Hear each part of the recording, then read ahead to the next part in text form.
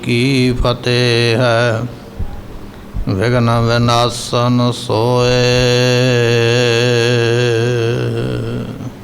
नाम श्री वाहिगुरु जी ओंकार ग्रह को बड़ पौर सुनिक से सुती सिरमौर। वाहिगुरु जी का खालसा वाहिगुरु जी की फतेह। ਸਾਹਿਬ ਸਤਿਗੁਰੂ ਸ੍ਰੀ ਗੁਰੂ ਗ੍ਰੰਥ ਸਾਹਿਬ ਜੀਆਂ ਦੀ ਪਵਿੱਤਰ ਪਾਵਨ ਹਜ਼ੂਰੀ ਅੰਦਰ ਜੁੜ ਮਿਲ ਕਰਕੇ ਬੈਠੀ ਹੋਈ ਗੁਰੂ ਪਿਆਰੀ ਗੁਰੂ ਸਵਾਰੀ ਖਾਲਸਾ ਸਾਧ ਸੰਗਤ ਜੀਓ, ਆਪ ਸੰਗਤਾਂ ਨੇ ਸਤਿਗੁਰਾਂ ਦੇ ਦਰਬਾਰ ਵਿੱਚ ਬੈਠ ਕੇ ਸਤਿਗੁਰਾਂ ਦੀ ਗੁਰਬਾਣੀ ਦੇ ਰਸ ਭਿੰਨੇ ਕੀਰਤਨ ਸ਼ਬਦ ਸਰਵਣ ਕੀਤੇ। ਗੁਰੂ ਤੇਗ ਬਹਾਦਰ ਮਹਾਰਾਜ ਜੀਆਂ ਦੇ ਜੀਵਨ ਦੀ ਜੋ ਕਥਾ ਹੈ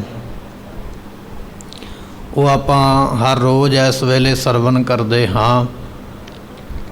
ਪਿਛਲੇ ਦੀਵਾਨ ਵਿੱਚ ਸਰਵਣ ਕੀਤਾ ਹੈ। ਗੁਰੂ ਤੇਗ ਬਹਾਦਰ ਮਹਾਰਾਜ ਜੀਆਂ ਨੂੰ ਔਰੰਗਜ਼ੇਬ ਨੇ ਸਵਾਲ ਕੀਤਾ ਕਿ ਤੁਹਾਡਾ ਨਾਮ ਤੇਗ ਬਹਾਦਰ ਕਿਉਂ ਹੈ, ਕਿਉਂਕਿ ਤੇਗ ਦੀ ਬਹਾਦਰੀ ਤੇ ਤੁਸੀਂ ਕਰਕੇ ਉਹ ਕੋਈ ਵਿਖਾਈ ਨਹੀਂ ਹੈ।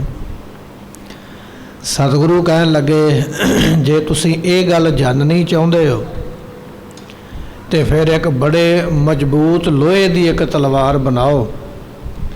ਚੰਗੇ ਕਾਰੀਗਰ ਨੇ ਤਲਵਾਰ ਬਣਾਈ ਹੋਵੇ ਤੇ ਚੰਗੇ ਬਲ ਵਾਲੇ ਨੇ ਉਹ ਤਲਵਾਰ ਹੱਥ ਵਿੱਚ ਫੜੀ ਹੋਵੇ। ਉਸ ਤਲਵਾਰ ਦੇ ਉੱਪਰ ਇੱਕ ਕਾਗਜ਼ ਦਾ ਟੁਕੜਾ ਬੰਨ੍ਹਿਆ ਜਾਏ। ਉਸ ਕਾਗਜ਼ ਦੇ ਟੁਕੜੇ ਦੇ ਉੱਤੇ ਇੱਕ ਕੱਚਾ ਧਾਗਾ ਲਪੇਟਿਆ ਜਾਏ। ਤੁਹਾਡੀ ਮੁਗਲਾਂ ਦੀ ਤਲਵਾਰ ਉਹ ਕੱਚਾ ਧਾਗਾ ਤੇ ਕਾਗਜ਼ ਦਾ ਟੁਕੜਾ ਕੱਟ ਨਹੀਂ ਪਾਏਗੀ। ਇਹ ਸਾਡੇ ਨਾਮ ਦੀ ਤਾਕਤ ਹੈ। ਜੇ ਤੁਹਾਨੂੰ ਯਕੀਨ ਨਹੀਂ ਹੈ ਤੇ ਲੈ ਕੇ ਆਓ, ਅਸੀਂ ਤੁਹਾਨੂੰ ਕਰਕੇ ਵਿਖਾ ਦਿੰਦੇ।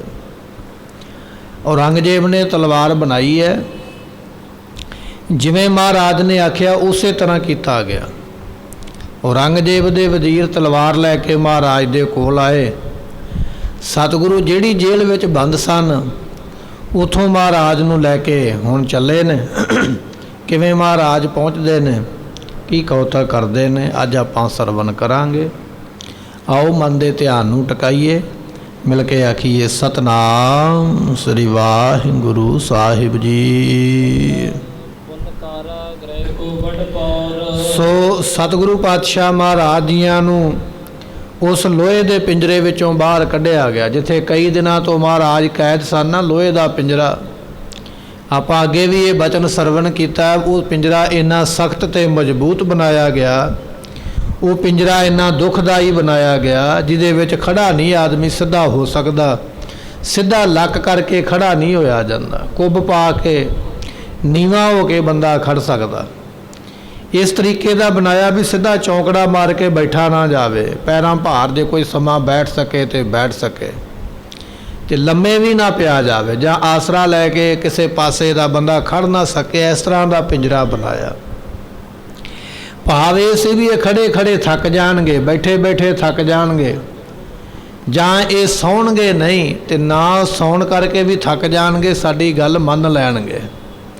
ਉਸ ਪਿੰਜਰੇ ਦੇ ਵਿੱਚ ਇੱਕ ਦਿਨ ਨਹੀਂ ਕਈ ਦਿਨ ਮਹਾਰਾਜ ਨੂੰ ਬੰਦ ਰੱਖਿਆ। ਇਹ ਤਸੀਹਾ, ਇਹ ਤਸ਼ੱਦਦ ਤਾਂ ਦਿੱਤਾ ਗਿਆ ਵੀ ਤੁਸੀਂ ਇਸਲਾਮ ਧਰਮ ਨੂੰ ਕਬੂਲ ਕਰੋ ਜਾਂ ਫਿਰ ਕਰਾਮਾਤ ਦਿਖਾਓ। ਇਹ ਦੋ ਹੀ ਕਾਰਨ ਸਨ, ਜਾਂ ਕਰਾਮਾਤ ਸ਼ਕਤੀ ਵਿਖਾ ਦਿਓ ਜਾਂ ਇਸਲਾਮ ਧਰਮ ਨੂੰ ਅਪਣਾ ਲਵੋ। ਗੁਰੂ ਤੇਗ ਬਹਾਦਰ ਪਾਤਸ਼ਾਹ ਮਹਾਰਾਜ, ਉਹਨਾਂ ਨੂੰ ਹਿੰਦ ਦੀ ਚਾਦਰ ਐਵੇਂ ਨਹੀਂ ਕਿਹਾ ਜਾਂਦਾ। ਇੱਕ ਦੂਜੇ ਧਰਮ ਨੂੰ ਰੱਖਣ ਵਾਸਤੇ ਆਪ ਕਈ ਦਿਨ ਉਸ ਪਿੰਜਰੇ ਵਿੱਚ ਆਪਣੇ ਲੱਕ ਨੂੰ ਕੁੱਬ ਪਾ ਕੇ ਨਿਉ ਕੇ ਖੜੇ ਰਹੇ। ਧਰਮ ਨੂੰ ਬਚਾਉਣਾ ਸੌਖਾ ਨਹੀਂ ਹੈ, ਪਰਉਪਕਾਰ ਕਰਨਾ ਸੌਖਾ ਨਹੀਂ ਹੈ। ਅਸੀਂ ਪਰਉਪਕਾਰ ਕੇਵਲ ਇੰਨਾ ਕੁ ਕਰਦੇ ਹਾਂ, ਸਾਨੂੰ ਰਸਤੇ ਵਿੱਚ ਕੋਈ ਰੋਕ ਲਵੇ ਕਿ ਮੈਨੂੰ ਨਾਲ ਲੈ ਚੱਲ, ਅਸੀਂ ਉਹਨਾਂ ਕੁ ਪਰਉਪਕਾਰ ਕਰਾਂਗੇ ਜੇ ਤੇ ਅਸੀਂ ਉਧਰ ਨੂੰ ਚੱਲੇ ਹਾਂ ਜਿੱਧਰ ਨੂੰ ਉਸ ਵਿਅਕਤੀ ਨੇ ਜਾਣਾ, ਤੇ ਅਸੀਂ ਨਾਲ ਬਿਠਾ ਲਵਾਂਗੇ। ਪਰ ਜੇ ਆਖੀਏ ਵੀ ਸਪੈਸ਼ਲ ਉਹਦੇ ਨਾਲ ਉਹਨੂੰ ਛੱਡ ਕੇ ਆਈਏ, ਨਹੀਂ ਕਰਾਂਗੇ। ਗੁਰੂ ਤੇਗ ਬਹਾਦਰ ਪਾਤਸ਼ਾਹ ਨੇ ਅਸਲ ਵਿੱਚ ਪਰਉਪਕਾਰ ਕੀਤਾ, ਕਿਸੇ ਦੇ ਵਾਸਤੇ ਆਪਣਾ ਸਰੀਰ ਲੇਖੇ ਲਾ ਦਿੱਤਾ। ਇਹ ਹੈ ਪਰਉਪਕਾਰ। ਤੇ ਸਤਿਗੁਰੂ ਪਾਤਸ਼ਾਹ ਮਹਾਰਾਜ ਜੀ ਧਰਮ ਨੂੰ ਰੱਖਣ ਵਾਸਤੇ ਲੋਹੇ ਦੇ ਪਿੰਜਰੇ ਵਿੱਚ ਖਲੋਤੇ ਰਹੇ ਤੇ ਕਈ ਦਿਨ ਸੁੱਤੇ ਨਹੀਂ। ਮਹਾਰਾਜ ਨਿੰਦਰਾ ਨਹੀਂ ਲਿਆ, ਆਰਾਮ ਨਹੀਂ ਕੀਤਾ, ਭਾਵੇਂ ਕਿ ਉਹਨਾਂ ਨੂੰ ਇਹਨਾਂ ਚੀਜ਼ਾਂ ਦੀ ਲੋੜ ਨਹੀਂ ਹੈ, ਉਹ ਪਰਮੇਸ਼ਰ ਨੇ, ਪਰ ਜੇ ਦੁਨਿਆਵੀ ਤੌਰ ਤੇ ਵੇਖਿਆ ਜਾਵੇ ਤੇ ਬੜਾ ਵੱਡਾ ਦੁੱਖ ਦਿੱਤਾ।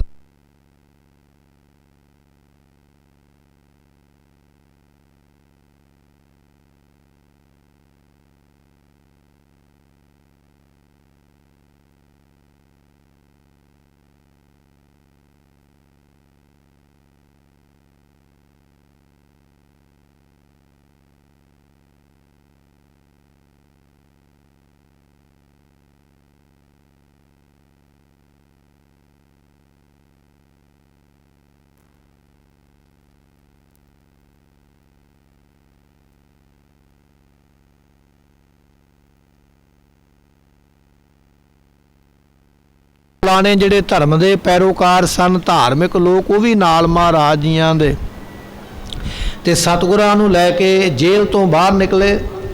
ਜਿੱਥੇ ਜੇਲ੍ਹ ਦਾ ਮੁੱਖ ਦਰਵਾਜ਼ਾ ਹੈ, ਉਸ ਥਾਂ ਤੇ ਮਹਾਰਾਜ ਪਹੁੰਚੇ ਹਨ। ਸੋਢੀਆਂ ਦੀ ਕੁਲ ਦੇ ਸ਼੍ਰੋਮਣੀ ਨੇ ਗੁਰੂ ਤੇਗ ਬਹਾਦਰ ਪਾਤਸ਼ਾਹ ਜੀ। ਗੁਰੂ ਰਾਮਦਾਸ ਪਾਤਸ਼ਾਹ ਸੋਢੀ ਸਨ। ਬੈਠਾ ਸੋਢੀ ਪਾਤਸ਼ਾਹ ਰਾਮਦਾਸ ਸਤਿਗੁਰੂ ਕਹਾਵੇ। ਗੁਰੂ ਰਾਮਦਾਸ ਪਾਤਸ਼ਾਹ ਸੋਢੀ ਨੇ। ਗੁਰੂ ਰਾਮਦਾਸ ਪਾਤਸ਼ਾਹ ਦੇ ਪੁੱਤਰ ਗੁਰੂ ਅਰਜਨ ਦੇਵ ਨੇ। ਗੁਰੂ ਅਰਜਨ ਦੇਵ ਪਾਤਸ਼ਾਹ ਦੇ ਪੁੱਤਰ ਗੁਰੂ ਹਰਗੋਬਿੰਦ ਮਹਾਰਾਜ ਜੀ ਅਤੇ ਗੁਰੂ ਹਰਗੋਬਿੰਦ ਪਾਤਸ਼ਾਹ ਦੇ ਪੁੱਤਰ ਨੇ ਗੁਰੂ ਤੇਗ ਬਹਾਦਰ ਪਾਤਸ਼ਾਹ ਮਹਾਰਾਜ। ਸੋਢੀ ਖਾਨਦਾਨ ਦੇ ਵਿੱਚ, ਸੋਢੀ ਕੁਲ ਵਿੱਚ ਪਾਤਸ਼ਾਹ ਜੀਆਂ ਦਾ ਅਵਤਾਰ ਹੋਇਆ। ਸੋਢੀਆਂ ਦੀ ਕੁਲ ਨੂੰ ਚਾਰ ਚੰਦ ਲਾਉਣ ਵਾਲੇ, ਭਾਗ ਲਾਉਣ ਵਾਲੇ ਸ਼੍ਰੋਮਣੀ ਸਤਿਗੁਰੂ ਤੇਗ ਬਹਾਦਰ ਪਾਤਸ਼ਾਹ ਹਨ। ਜਦੋਂ ਲੋਕਾਂ ਨੂੰ ਪਤਾ ਲੱਗਾ ਨਾ, ਕੁਝ ਸਿਪਾਹੀਆਂ ਨੇ ਬਾਹਰ ਦੱਸ ਦਿੱਤਾ, ਕੁਝ ਬਾਦਸ਼ਾਹ ਨੇ ਢੰਡੋਰਾ ਪਟਵਾ ਦਿੱਤਾ, ਹਜ਼ਾਰਾਂ ਲੋਕ ਇਕੱਠੇ ਹੋ ਗਏ। ਵੇਖੀਏ ਇਹ ਬਾਦਸ਼ਾਹ ਕਿੱਥੋਂ ਕੁ ਤੱਕ ਗਰਕ ਹੁੰਦਾ, ਇਹ ਕਿੱਥੋਂ ਕੁ ਤੱਕ ਨੀਚਤਾਈ ਕਰਦਾ, ਕਿ ਇਹ ਮਹਾਰਾਜ ਨੂੰ ਵਾਕਿਆ ਹੀ ਸ਼ਹੀਦ ਕਰ ਦੇਵੇਗਾ ਕਿ ਜਾਂ ਇਹ ਮਹਾਰਾਜ ਨੂੰ ਆਜ਼ਾਦ ਕਰ ਦੇਵੇਗਾ। ਹਜ਼ਾਰਾਂ ਲੋਕ ਦਿੱਲੀ ਸ਼ਹਿਰ ਦੇ, ਭਾਵੇਂ ਮੁਸਲਮਾਨ ਨੇ ਭਾਵੇਂ ਹਿੰਦੂ ਨੇ ਜਾਂ ਕਿਸੇ ਵੀ ਧਰਮ ਨਾਲ ਸੰਬੰਧ ਰੱਖਦੇ, ਹਜ਼ਾਰਾਂ ਦੀ ਗਿਣਤੀ ਵਿੱਚ ਲੋਕ ਸੁਣ ਕੇ ਵੀ ਮਹਾਰਾਜ ਨੂੰ ਅੱਜ ਪਿੰਜਰੇ ਵਿੱਚੋਂ, ਜੇਲ੍ਹ ਵਿੱਚੋਂ ਬਾਹਰ ਲੈ ਕੇ ਚੱਲੇ, ਲੋਕੀ ਇਕੱਠੇ ਹੋ ਗਏ ਹਨ। ਉਸ ਵੇਲੇ ਬਾਦਸ਼ਾਹ ਦੇ ਸਿਪਾਹੀਆਂ ਨੇ ਪਕਿਆਈ ਤਕੜਾਈ ਕਰਨ ਵਾਸਤੇ ਵੀ ਹਜੂਮ ਇਕੱਠਾ ਹੋ ਕੇ ਗੱਲ ਨਾ ਪੈ ਜਾਵੇ, ਜਾਂ ਲੋਕ ਕਿਸੇ ਤਰ੍ਹਾਂ ਦਾ ਕੋਈ ਇੱਥੇ ਆ ਕੇ ਧਰਨਾ ਨਾ ਮਾਰ ਕੇ ਬੈਠ ਜਾਣ। ਬਾਦਸ਼ਾਹ ਔਰੰਗਜ਼ੇਬ ਦੇ ਸਿਪਾਹੀਆਂ ਨੇ ਬੜੀ ਸਖਤੀ ਨਾਲ, ਫੌਜ ਨੇ ਲੋਕਾਂ ਨੂੰ ਦੂਰ ਦੂਰ ਹਟਾ ਦਿੱਤਾ, ਪਿੱਛੇ ਹਟ ਜਾਓ। ਜਿਵੇਂ ਕੋਈ ਮੇਲਾ ਲੱਗਾ ਹੋਵੇ ਤੇ ਪਿੱਛੋਂ ਦੂਰੋਂ ਵੇਖਿਆ ਜਾਂਦਾ ਨਾ, ਲੋਕਾਂ ਨੂੰ ਦੂਰ ਹਟਾਇਆ ਵੀ ਜੋ ਅਸੀਂ ਕਰ ਲੱਗਿਆ ਵੇਖੋ, ਪਰ ਦੂਰ ਹੋ ਕੇ ਵੇਖੋ, ਨੇੜੇ ਨਾ ਆਓ। ਦੂਰ ਦੂਰ ਲੋਕਾਂ ਨੂੰ ਕਰ ਦਿੱਤਾ ਹੈ। ਕਹਿਣ ਲੱਗੇ ਇਸ ਇਕੱਠ ਦੇ ਵਿੱਚ ਬੇਅੰਤ ਹਿੰਦੂ ਲੋਕ ਆਏ ਨੇ, ਜਿਹੜੇ ਹਿੰਦੂ ਧਰਮ ਨਾਲ ਸੰਬੰਧ ਰੱਖਦੇ। ਉਹਨਾਂ ਦਾ ਇੱਕੋ ਇੱਕ ਆਸਰਾ ਗੁਰੂ ਤੇਗ ਬਹਾਦਰ ਪਾਤਸ਼ਾਹ ਨੇ। ਉਹਨਾਂ ਦੇ ਮਨ ਵਿੱਚ ਡਰ ਹੈ ਵੀ ਜੇ ਮਹਾਰਾਜ ਕਿਤੇ ਮੰਨ ਗਏ ਮੁਸਲਮਾਨ ਬਣਨ ਵਾਸਤੇ, ਸਾਡਾ ਧਰਮ ਚਲੇ ਜਾਣਾ। ਉਹਨਾਂ ਦੇ ਮਨ ਵਿੱਚ ਇਹ ਵੀ ਡਰ ਹੈ ਵੀ ਜੇ ਮਹਾਰਾਜ ਨੂੰ ਸ਼ਹੀਦ ਕਰ ਦਿੱਤਾ, ਸਾਡੀ ਬਾਅਦ ਵਿੱਚ ਬਾਂਹ ਕੌਣ ਫੜੇਗਾ। ਪਰ ਉਹਨਾਂ ਨੂੰ ਇਸ ਗੱਲ ਦਾ ਪਤਾ ਨਹੀਂ ਵੀ ਗੁਰੂ ਤੇਗ ਬਹਾਦਰ ਪਾਤਸ਼ਾਹ ਸ਼ਹੀਦ ਤੇ ਹੋ ਜਾਣਗੇ, ਪਰ ਬਾਦਸ਼ਾਹ ਦੀ ਤਾਕਤ ਇੰਨੀ ਖਤਮ ਹੋ ਜਾਣੀ ਹੈ ਵੀ ਦੁਬਾਰਾ ਇਹ ਐਲਾਨ ਕਰ ਨਹੀਂ ਪਾਵੇਗਾ ਵੀ ਹਿੰਦੂਆਂ ਨੂੰ ਮੁਸਲਮਾਨ ਬਣਾ ਲਵੋ। ਸਤਿਗੁਰਾਂ ਨੇ ਸਾਰਾ ਉਹਦਾ ਇਹ ਜਿਹੜਾ ਤੇਜ ਤਪ ਸੀ ਨਾ, ਉਹ ਸਾਰਾ ਖਤਮ ਕਰ ਦੇਣਾ। ਹਿੰਦੂ ਲੋਕ ਵੀ ਇਕੱਠੇ ਹੋ ਗਏ, ਮੁਸਲਮਾਨ ਵੀ ਗੁਰੂ ਘਰ ਦੇ ਸ਼ਰਧਾਲੂ ਨੇ, ਪ੍ਰੇਮੀ ਨੇ। ਸਾਰੇ ਮੁਸਲਮਾਨ ਮਾੜੇ ਨਹੀਂ, ਜਿਹੜੇ ਪ੍ਰੇਮੀ ਨੇਮੀ ਮੁਸਲਮਾਨ ਵੀ ਆ ਗਏ, ਕੁਝ ਵਿਰੋਧੀ ਵੀ ਆ ਗਏ, ਕੁਝ ਬਾਦਸ਼ਾਹ ਦੇ ਸੱਦੇ ਹੋਏ ਵੀ ਆਏ ਨੇ ਵੀ ਅਸੀਂ ਵੇਖੀਏ ਵੀ ਇੱਥੇ ਹੁਣ ਕੀ ਹੋਣ ਲੱਗਾ ਹੈ। ਇਸ ਤਰ੍ਹਾਂ ਬਾਜ਼ਾਰਾਂ ਦੇ ਬਾਜ਼ਾਰ ਹੀ ਭਰ ਗਿਆ। ਗੁਰਮੁਖੋ ਜਿੰਨੀਆਂ ਗਲੀਆਂ ਆਉਂਦੀਆਂ ਸਨ ਚਾਂਦਨੀ ਚੌਕ ਨੂੰ, ਜਿੰਨੇ ਰਸਤੇ ਆਉਂਦੇ, ਸਾਰੇ ਲੋਕਾਂ ਦੀ ਭੀੜ ਨਾਲ ਹੀ ਭਰ ਗਏ। ਸਾਰੇ ਲੋਕ ਹੈਰਾਨ ਹੋ ਗਏ ਵੀ ਇਸ ਬਾਦਸ਼ਾਹ ਦੇ ਵੱਡੇ ਵਡੇਰਿਆਂ ਦਾ ਤੇ ਗੁਰੂ ਘਰ ਨਾਲ ਪ੍ਰੇਮ ਰਿਹਾ, ਕਿਉਂਕਿ ਪੀੜ੍ਹੀ ਦਰ ਪੀੜ੍ਹੀ ਲੋਕਾਂ ਨੂੰ ਪਤਾ ਹੈ ਨਾ ਵੀ ਗੁਰੂ ਨਾਨਕ ਸਾਹਿਬ ਨੇ ਰਾਜ ਬਖਸ਼ਿਆ ਸੀ। ਫਿਰ ਗੁਰੂ ਅੰਗਦ ਸਾਹਿਬ ਦੀ ਸ਼ਰਨ ਵਿੱਚ ਇਹਦੇ ਵੱਡੇ ਵਡੇਰੇ ਰਹੇ। ਫਿਰ ਗੁਰੂ ਅਮਰਦਾਸ ਪਾਤਸ਼ਾਹ ਦੀ ਸ਼ਰਨ ਵਿੱਚ ਅਕਬਰ ਬਾਦਸ਼ਾਹ ਆਇਆ। ਗੁਰੂ ਹਰਗੋਬਿੰਦ ਮਹਾਰਾਜ ਦੀ ਸ਼ਰਨ ਵਿੱਚ ਜਹਾਂਗੀਰ ਆਇਆ। ਇਹ ਸਾਰਿਆਂ ਨੂੰ ਪਤਾ ਹੈ ਵੀ ਗੁਰੂ ਘਰ ਦਾ ਤੇ ਬੜਾ ਸਤਿਕਾਰ ਇਹ ਰਾਜੇ ਰੱਖਦੇ ਰਹੇ।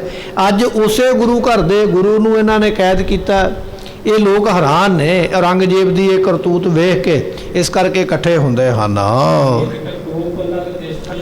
ਤੇ ਸਤਿਗੁਰੂ ਪਾਤਸ਼ਾਹ ਮਹਾਰਾਜ ਜੀ ਚਲਦਿਆਂ ਚਲਦਿਆਂ ਅੱਜ ਤੁਸੀਂ ਚਾਂਦਨੀ ਚੌਕ ਵਿਖੇ ਜਾਂਦੇ ਹੋ ਨਾ, ਤੇ ਗੁਰਦੁਆਰਾ ਸੀਸਗੰਜ ਉੱਥੇ ਬਣਿਆ ਹੋਇਆ, ਇੱਥੇ ਮਹਾਰਾਜ ਨੂੰ ਲੈ ਆਂਦਾ। ਉੱਥੇ ਇੱਕ ਖੂਹ ਹੈ ਪੁਰਾਣਾ, ਪਹਿਲਾਂ ਤੋਂ ਬਣਿਆ ਹੋਇਆ। ਉਸ ਖੂਹ ਦਾ ਲੋਕ ਪਾਣੀ ਪੀਂਦੇ, ਬਾਜ਼ਾਰ ਦੇ ਵਿੱਚ ਉਹ ਖੂਹ ਬਣਿਆ ਹੋਇਆ। ਸਤਿਗੁਰੂ ਪਾਤਸ਼ਾਹ ਨੂੰ ਉਸ ਖੂਹ ਦੇ ਕੋਲ ਲੈ ਆਂਦਾ ਹੈ। ਤੇ ਸਤਿਗੁਰੂ ਪਾਤਸ਼ਾਹ ਮਹਾਰਾਜ ਨੇ ਆਖਿਆ ਵੀ ਭਾਈ ਇੱਥੇ ਸਾਨੂੰ ਜਲ ਜਿਹੜਾ ਹੈ ਨਾ, ਸਿੱਖ ਨਾਲ ਨੇ ਮਹਾਰਾਜ ਦੇ, ਭਾਈ ਗੁਰਦਿੱਤਾ ਜੀ ਨਾਲ ਹੈ, ਸੇਵਾਦਾਰ ਮਹਾਰਾਜ ਜੀਆਂ ਦਾ। ਭਾਈ ਗੁਰਦਿੱਤਾ ਜੀ ਨੂੰ ਹੁਕਮ ਹੋਇਆ ਮਹਾਰਾਜ ਦਾ, ਕਹਿਣ ਲੱਗੇ ਇੱਥੋਂ ਜਲ ਕੱਢੋ, ਪਾਣੀ ਬਾਹਰ ਕੱਢੋ, ਖੂਹ ਦੇ ਵਿੱਚੋਂ ਇਸ਼ਨਾਨ ਕਰੀਏ। ਪਾਤਸ਼ਾਹ ਮਹਾਰਾਜ ਜਾਣਦੇ ਕਿ ਜਦੋਂ ਅੰਤਮ ਸੰਸਕਾਰ ਹੁੰਦਾ ਪ੍ਰਾਣੀ ਦਾ ਇਸ਼ਨਾਨ ਕਰਵਾਇਆ ਜਾਂਦਾ, ਪਰ ਅਸੀਂ ਹੁਣ ਸ਼ਹੀਦੀ ਪਾਉਣ ਲੱਗੇ ਹਾਂ। ਇਹਨਾਂ ਨੇ ਬਾਅਦ ਵਿੱਚ ਇਸ਼ਨਾਨ ਕੀ ਕਰਨਾ, ਨਰਾਦਰੀ ਕਰਨਾ ਦੁਸ਼ਟ ਮੱਤ ਵਾਲੇ ਲੋਕਾਂ ਨੇ। ਪਾਤਸ਼ਾਹ ਜੀ ਆਪਣੇ ਸਰੀਰ ਦਾ ਆਪ ਇਸ਼ਨਾਨ ਉਸ ਵੇਲੇ ਕਰਨ ਲੱਗੇ। ਭਾਈ ਗੁਰਦਿੱਤਾ ਜੀ ਨੂੰ ਹੁਕਮ ਦਿੱਤਾ, ਕਹਿਣ ਲੱਗੇ ਇਸ ਖੂਹ ਦੇ ਵਿੱਚੋਂ ਜਲ ਕੱਢ ਕੇ ਅਤੇ ਲਿਆਓ, ਅਸੀਂ ਇਸ਼ਨਾਨ ਕਰਨਾ ਹੈ।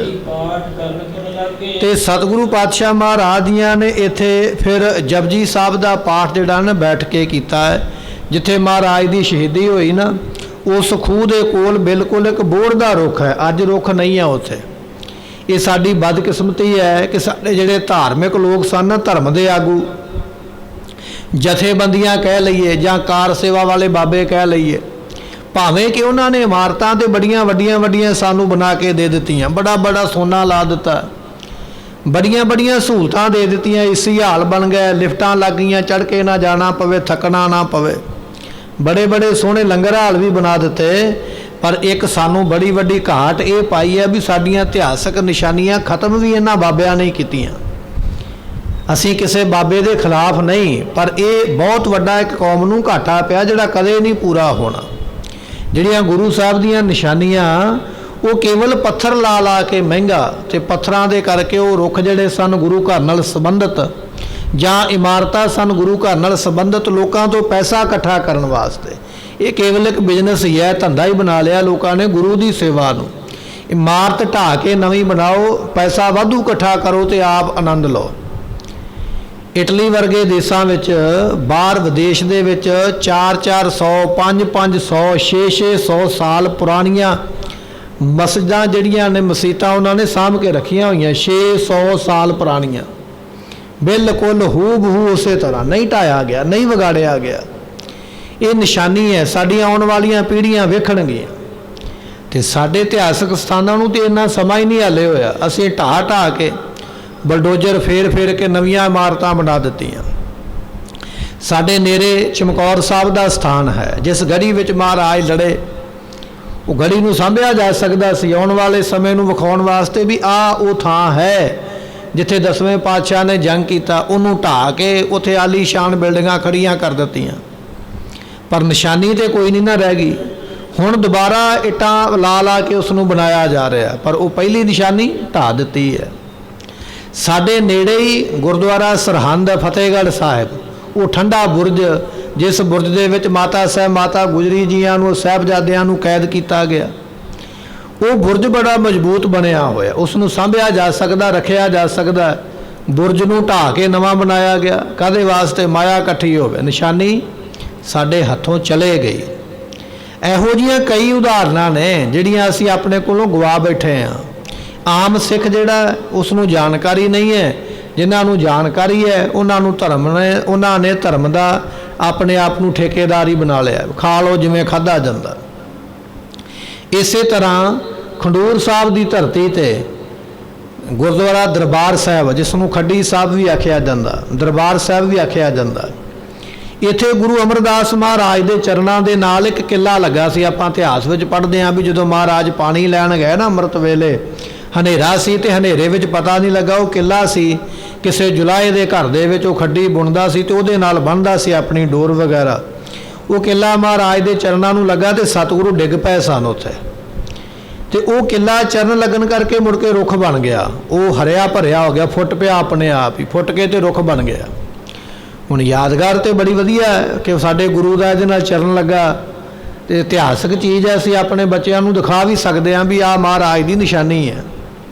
ਪਰ ਅਸੀਂ ਕੀ ਕੀਤਾ? ਸੋਹਣਾ ਬਣਾਉਣ ਵਾਸਤੇ ਉਸ ਰੁੱਖ ਦੇ 4 ਚੁਫੇਰੇ ਪੱਥਰ ਜੜ ਦਿੱਤਾ, ਪੱਥਰ ਲਾ ਦਿੱਤਾ, ਜਦੋਂ ਪੱਥਰ ਲਾਵਾਂਗੇ ਰੁੱਖ ਨੂੰ ਸਾਹ ਨਹੀਂ ਆਇਆ, ਉਹ ਰੁੱਖ ਸੁੱਕ ਗਿਆ, ਨਿਸ਼ਾਨੀ ਸਾਡੇ ਕੋਲੋਂ ਚਲੇ ਗਈ।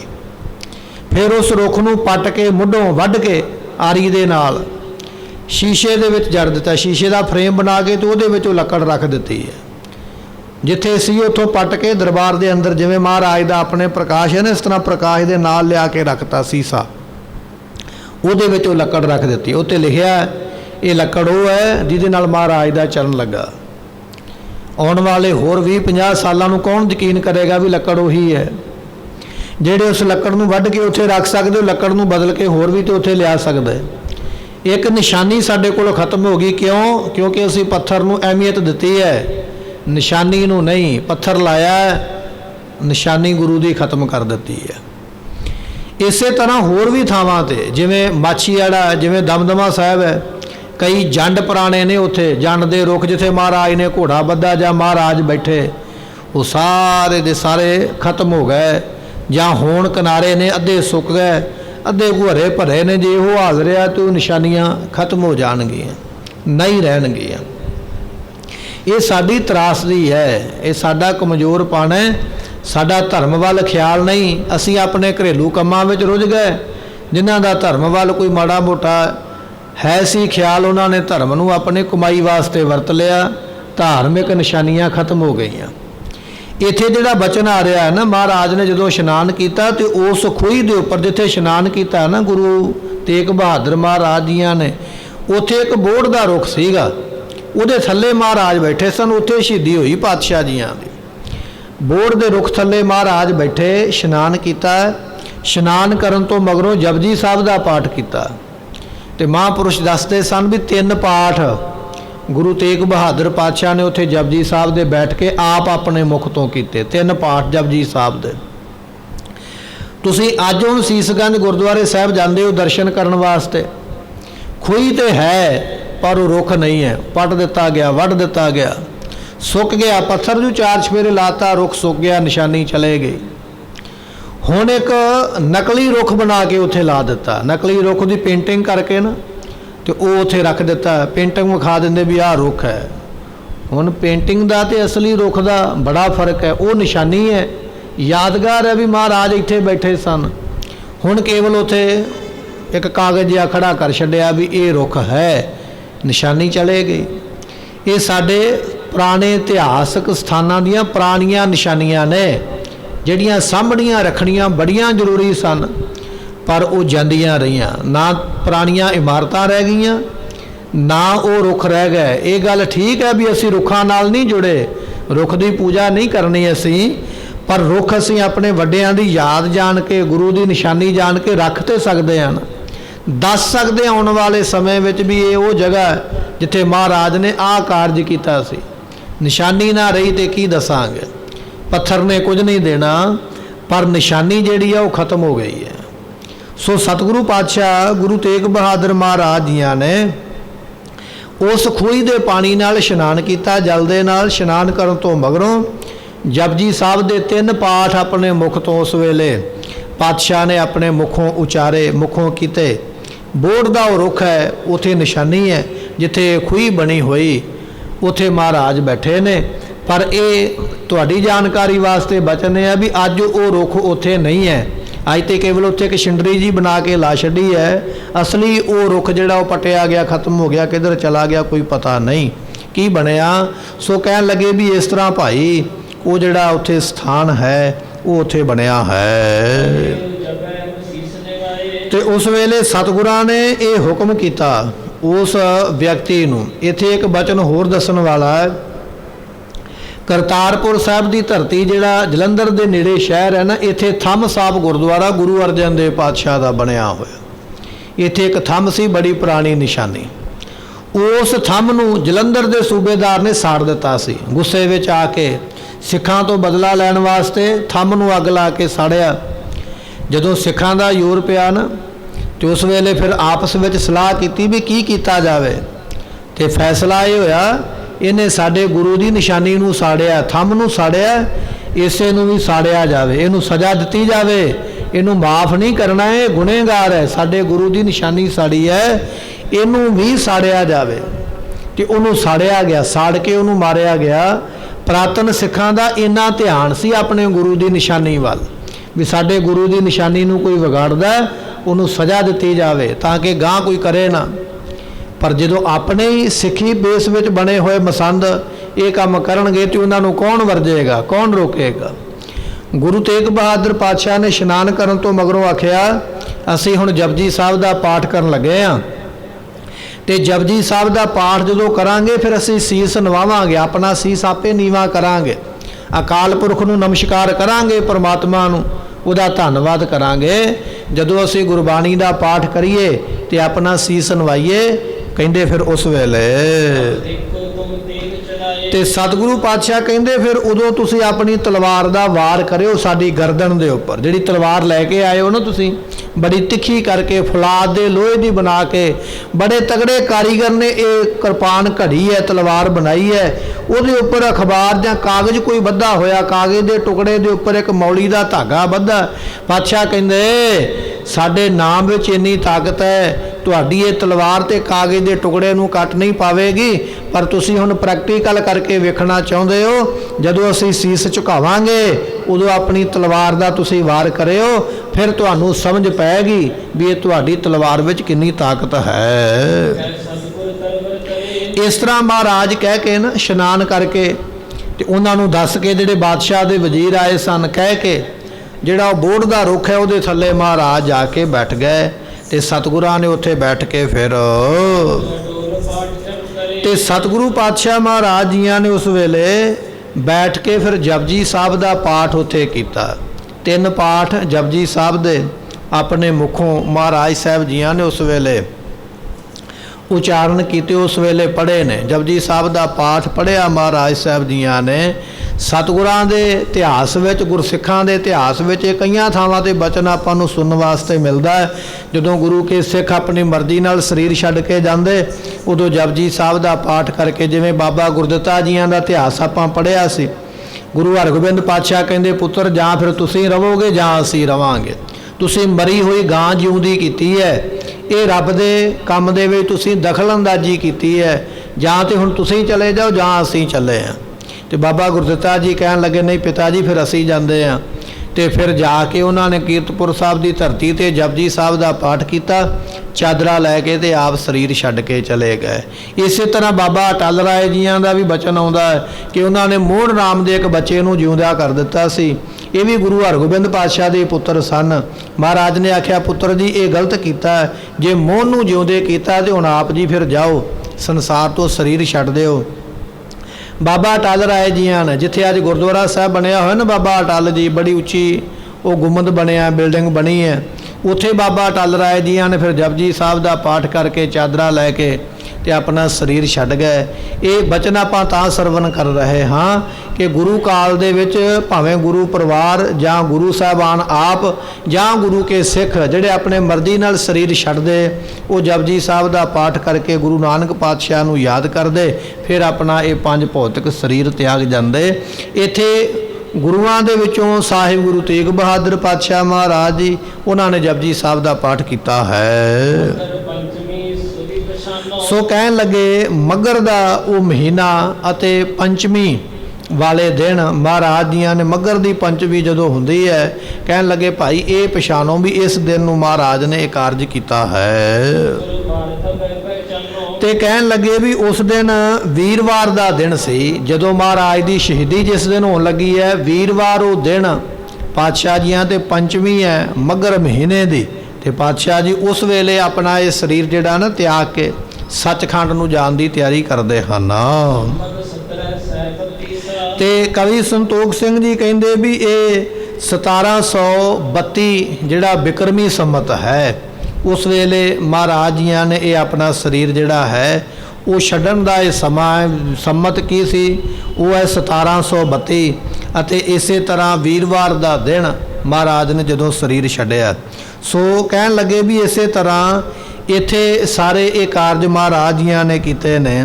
1930 ਦੇ ਵਿੱਚ ਨਵੀਂ ਬਿਲਡਿੰਗ ਉਸਾਰੀ ਗਈ, ਜਿਹੜੀ ਸੀਸਗੰਜ ਦੀ ਆਪਾਂ ਅੱਜ ਬਿਲਡਿੰਗ ਦੇਖਦੇ ਹਾਂ ਨਾ, ਸੀਸਗੰਜ ਦਾ ਗੁਰਦੁਆਰਾ, ਇਹ 1930 ਦੇ ਵਿੱਚ ਨਵੀਂ ਇਮਾਰਤ ਬਣੀ। ਪਹਿਲਾਂ ਪੁਰਾਣੀ ਇਮਾਰਤ ਗੁਰਦੁਆਰਾ ਪਹਿਲਾਂ ਵੀ ਸੀ, ਪਰ ਨਵੀਂ ਇਮਾਰਤ ਸਿੱਖਾਂ ਨੇ 1930 ਦੇ ਵਿੱਚ ਬਣਾਈ। ਜਦੋਂ ਇਹ ਨਵੀਂ ਇਮਾਰਤ ਬਣਾਈ ਹੈ ਉਦੋਂ ਉਹ ਰੁੱਖ ਸੁੱਕ ਗਿਆ, ਜਿਹੜਾ ਰੁੱਖ ਬੋਹੜ ਦਾ, ਜਿੱਥੇ ਮਹਾਰਾਜ ਬੈਠੇ ਸਨ ਜਪਜੀ ਸਾਹਿਬ ਦਾ ਪਾਠ ਕਰਦੇ, ਜਿੱਥੇ ਸ਼ਹੀਦੀ ਦਿੱਤੀ ਹੈ, ਇਹ ਰੁੱਖ ਉਦੋਂ ਸੁੱਕਿਆ 1930 ਦੇ ਵਿੱਚ। ਹਾਲੇ 90 ਕੁ ਸਾਲ ਇਸ ਗੱਲ ਨੂੰ ਹੋਏ ਨੇ, ਬਹੁਤਾ ਲੰਮਾ ਸਮਾਂ ਨਹੀਂ ਹੋਇਆ। ਗੁਰੂ ਪਾਤਸ਼ਾਹ ਤੇ ਮਗਰੋਂ ਵੀ ਇਹ ਰੁੱਖ ਜਿਹੜਾ ਉਹ ਸੰਗਤਾਂ ਇਸ ਦੇ ਦਰਸ਼ਨ ਕਰਦੀਆਂ ਰਹੀਆਂ, ਪਰ ਇਹ ਫਿਰ ਨਵੀਂ ਇਮਾਰਤ ਬਣਨ ਕਰਕੇ ਰੁੱਖ ਸੁੱਕ ਗਿਆ। ਕਹਿਣ ਲੱਗੇ ਇਸ ਤਰ੍ਹਾਂ ਗੁਰੂ ਤੇਗ ਬਹਾਦਰ ਪਾਤਸ਼ਾਹ ਮਹਾਰਾਜ ਜੀ ਦਿੱਲੀ ਦੇ ਵਿੱਚ ਇਹ ਕੌਤਕ ਕਰਦੇ ਹਨ।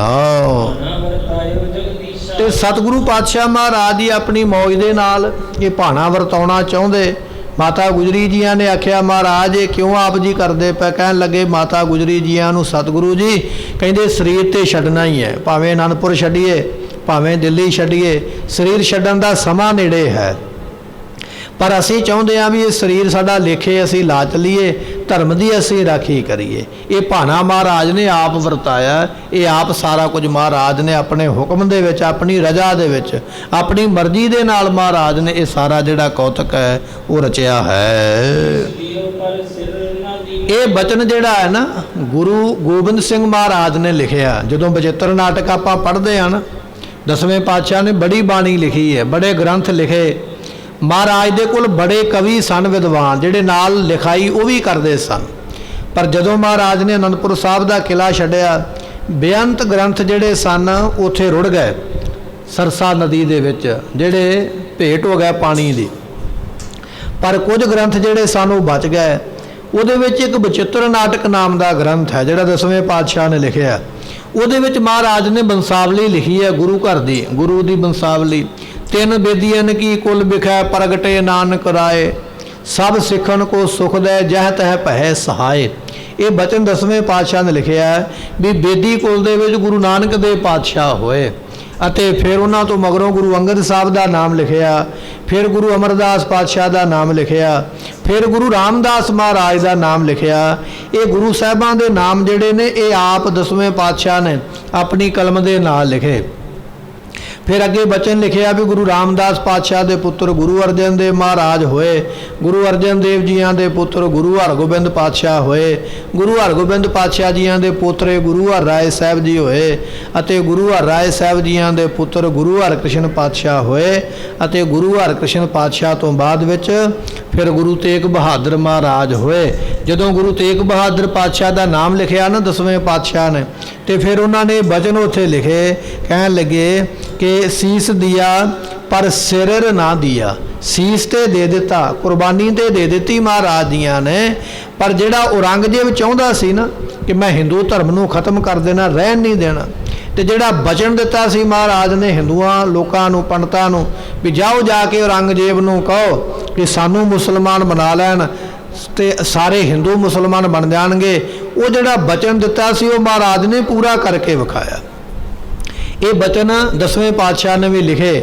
ਇੱਥੇ ਭਾਈ ਸੰਤੋਖ ਸਿੰਘ ਜੀਆਂ ਨੇ ਵੀ ਇਹ ਬਚਨ ਲਿਖ ਦਿੱਤੇ, ਕਹਿਣ ਲੱਗੇ ਸਤਿਗੁਰੂ ਪਾਤਸ਼ਾਹ ਮਹਾਰਾਜ ਐਸੇ ਨੇ ਜਿਨ੍ਹਾਂ ਨੇ ਸੀਸ ਦਿਓ ਪਰ ਸਿਰ ਨਾ ਦੀਨਾ। ਐਸੇ ਮਹਾਰਾਜ ਹਨ ਜਿਹੜੇ ਸਾਰੇ ਕਾਰਜਾਂ ਨੂੰ ਕਰਨ ਵਾਲੇ ਹਨ। ਤੇ ਸਤਿਗੁਰੂ ਪਾਤਸ਼ਾਹ ਮਹਾਰਾਜ ਜੀਆਂ ਨੇ ਧਰਮ ਨੂੰ ਰੱਖ ਲਿਆ, ਕਿਉਂਕਿ ਉਹਦਾ ਕਾਰਨ ਇਹ ਸੀ ਵੀ ਮਹਾਰਾਜ ਦੀ ਜਦੋਂ ਸ਼ਹੀਦੀ ਹੋਈ ਨਾ ਉਦੋਂ ਦੁਪਹਿਰ ਦਾ ਸਮਾਂ ਸੀ। ਇਹ ਵੀਰਵਾਰ ਦੇ ਦਿਨ ਦੀ ਘਟਨਾ ਆਪਾਂ ਸਰਵਣ ਕਰਦੇ ਪਏ। ਦੁਪਹਿਰ ਦਾ ਸਮਾਂ ਹੋ ਗਿਆ ਜਦੋਂ ਸ਼ਹੀਦੀ ਹੋਈ ਗੁਰੂ ਤੇਗ ਬਹਾਦਰ ਪਾਤਸ਼ਾਹ ਦੀ। ਮਹਾਰਾਜ ਦੀ ਸ਼ਹੀਦੀ ਹੁੰਦੀ ਗਈ, ਕਹਿਣ ਲੱਗੇ ਇੰਨੀ ਹਨੇਰੀ ਆਈ, ਇੰਨਾ ਝੱਖੜ, ਇੰਨਾ ਘੱਟਾ ਮਿੱਟੀ ਉੱਡਿਆ ਵੀ ਨੇੜੇ ਨੇੜੇ ਜਿਹੜੇ ਲੋਕ ਖਲੋਤੇ ਸਨ ਸਾਰਿਆਂ ਦੀਆਂ ਅੱਖਾਂ ਵਿੱਚ ਮਿੱਟੀ ਪਈ ਉੱਡ ਉੱਡ ਕੇ। ਪਤਾ ਹੀ ਨਹੀਂ ਲੱਗਾ ਵੀ ਇੰਨਾ ਭੁਚਾਲ ਤੂਫਾਨ ਕਿਹੜੇ ਪਾਸਿਓਂ ਆ ਗਿਆ। ਅੰਧਾ ਧੁੰਦ ਹਨੇਰੀ ਚੱਲੀ ਉਸ ਵੇਲੇ। ਪਰਮਾਤਮਾ ਨੇ ਇਹੋ ਜਿਹੀ ਕਲਾ ਵਰਤਾਈ ਗੁਰੂ ਤੇਗ ਬਹਾਦਰ ਪਾਤਸ਼ਾਹ ਦੀ ਸ਼ਹੀਦੀ ਹੁੰਦਿਆਂ। ਤੇ ਕਹਿਣ ਲੱਗੇ ਬਾਦਸ਼ਾਹ ਔਰੰਗਜ਼ੇਬ ਇੰਨਾ ਡਰਿਆ ਆਪਣੇ ਮਹਿਲਾਂ ਦੇ ਵਿੱਚ, ਇਸ ਨੂੰ ਸੋਝੀ ਆ ਗਈ, ਸਮਝ ਪੈ ਗਈ ਵੀ ਮੈਂ ਬਹੁਤ ਵੱਡਾ ਗਲਤ ਤੇ ਪਾਪ ਵਾਲਾ ਕਰਮ ਕੀਤਾ ਹੈ। ਇਸ ਨੂੰ ਇਸ ਤਰ੍ਹਾਂ ਲੱਗਦਾ ਸੀ ਵੀ ਮੇਰਾ ਮਹਿਲ ਹੁਣ ਧਰਤੀ ਦੇ ਵਿੱਚ ਗਰਕ ਹੋ ਚੱਲਿਆ, ਮੈਂ ਮਰ ਚੱਲਿਆ। ਇੰਨਾ ਡਰਿਆ, ਛੇਤੀ ਦੇ ਨਾਲ ਆਪਣੇ ਵਜ਼ੀਰਾਂ ਨੂੰ ਕਹਿੰਦਾ ਵੀ ਹਾਥੀ ਤਿਆਰ ਕਰਕੇ ਲਿਆਓ। ਹਾਥੀ ਦੇ ਉੱਪਰ ਚੜ੍ਹਿਆ, ਉਸੇ ਵੇਲੇ ਦਿੱਲੀ ਛੱਡ ਕੇ ਤੇ ਦਿੱਲੀ ਤੋਂ ਬਾਹਰ ਨਿਕਲ ਗਿਆ। ਜਿਸ ਦਿਨ ਗੁਰੂ ਤੇਗ ਬਹਾਦਰ ਪਾਤਸ਼ਾਹ ਦੀ ਸ਼ਹੀਦੀ ਹੋਈ हुई है दोपहर वेले। पर बादशाह औरंगजेब शाम तक दिल्ली छड्ड के दिल्लियों बाहर निकल गया। उदों मगरों दिल्ली आके सौ नहीं सकिया। कहण तो भाव कि दोबारा दिल्ली नहीं आ सकिया। फिर चला गया आगरे की साइड नूं जां औरंगाबाद के पासे नूं चला गया। उत्थे मर खप के दुनिया तो चले गया। इन्ना डरिया कि इसनूं चेता भुल गया जां इन्ना डर पैदा हो गया जिहड़ा ये कहंदा सी ना भी हिंदू धर्म खत्म करके मुसलमान बनाउणा। हुण इहनूं सारे अपने फैसले भुल गए। अपनी जान नूं बचाउंदा डरदा होया इत्थों छड्ड के भज्जा। बाद में जदों इसनूं सतगुरां दे कोलों माफ़ी मंगण वास्ते इन्हें फिर 10वें पातशाह नूं चिट्ठी भी लिखी है कि महाराज मैनू आके मिलो, मैं तुहानूं मिलना चाहुंदा। तो सतगुरु पातशाह ने वो लिखिया सी ना जफरनामा वगैरह। उदों फिर इसनूं अपनियां करतूतां जिहड़ियां ने वो सामने आईयां, फिर मिलना चाहुंदा। तो इस तो पहला कि महाराज जांदे ये मर गया। महाराज नूं रस्ते विच ही खबर मिल गई भी औरंगा दुष्ट मर गया, इस वेले दुनिया तो कूच कर गया। रोह विचार सतगुरु पातशाह महाराज दियां ने भावें अपने शरीर की कुर्बानी दे दी है, पर कुर्बानी करदियां ही इहो जिहा मौसम बन गया, समा बन गया। औरंगजेब दिल्ली विच नहीं रहा, उसनूं अपने सारे फरमान भुल गए भी मैं की करना चाहुंदा जां की करना चाहुंदा सी। अपनी जान नूं बचाउण वास्ते दिल्ली नूं छड्ड के भज्जिया। महाराज इत्थे लिखदे पए कहण लगे सतगुरु पातशाह महाराज जियां ने ये धर्म नूं रखण वास्ते अंतरजामी पातशाह ने ये कारज कीते हन। ते सतगुरु पातशाह महाराज जी ने जदों दुपहरा ढलिया ना, दोपहर का समा होया, उस वेले एक घड़ी समा उपर जाण ते 24 मिनटां की एक घड़ी है। दोपहर के समय तो एक घड़ी का समा अगे जदों लंघिया, उस वेले महाराज जियां ने जपजी साहब के 3 पाठ जिहड़े सन संपूर्ण कर लै। इशनान तो उपरंत जदों 3 पाठ संपूर्ण कीते ते पातशाह जी फिर पढ़ियो ते सतगुरु पातशाह महाराज जियां ने जपजी साहब का पाठ पहला संपूर्ण किया। पहले पाठ तो बाद विच दूजा पाठ महाराज ने संपूर्ण किया। दूजे तो बाद विच तीजा पाठ पढ़िया पातशाह जियां ने। और जिवें उन्होंने पहला ही कहा होया सी भी 3 पाठ पूरे करांगे तो फिर तुसी अपनी तलवार का बल वेखियो अते फिर साडे नाम का बल वेखियो। साडे नाम दे विच ताकत ज़्यादा है जां तुहाडी मुगलों की तलवार दे विच ताकत ज़्यादा है, ये असीं तुहानूं करके इस तरह विखा देंगे किहदे विच ज़्यादी ताकत है, किहदे विच ज़्यादा जोर है। 3 पाठ महाराज ने मुखों जपजी साहब दे उचारे अते दोपहर का समा हो चुकिया है। हुण महाराज इथों अगे की कौतक करनगे, किवें इन्हां नूं विखाउणगे भी तुहाडी तलवार बिल्कुल निकम्मी हो चुकी है, खुंडी हो चुकी है, ये कुछ नहीं बिगाड़ सकती। ये कौतक महाराज जी करनगे। भावें ये तलवार बड़ी तगड़ी लैके आए ने, पर यह तलवार गुरु तेग बहादुर पातशाह दे सीस नूं कट नहीं सकेगी। ये बचन आपां कल नूं भी सरवण करना। औरंगजेब की तलवार गुरु तेग बहादुर पातशाह महाराज का सीस कट नहीं सकी, महाराज नूं शहीद नहीं कर सकी। ये महाराज के नाम की ताकत है। उदों की होया उत्थे ये आपां कल नूं फिर सरवण करांगे। समय की समाप्ति, भुलां दी मुआफ़ी। आप संगतां ने कल नूं समय सिर पहुँच के ये बचन इतिहास फिर सरवण करना भी महाराज ने उन्हां दी तलवार नूं किवें झूठियां कीता, की कौतक वरताया उस वेले। ये आपां कल नूं फिर इस नूं अगे सरवण करांगे। लेखा कतह न छूटीਐ, बख्शनहार बख्श लै। वाहिगुरू जी का खालसा, वाहिगुरू जी की फतेह।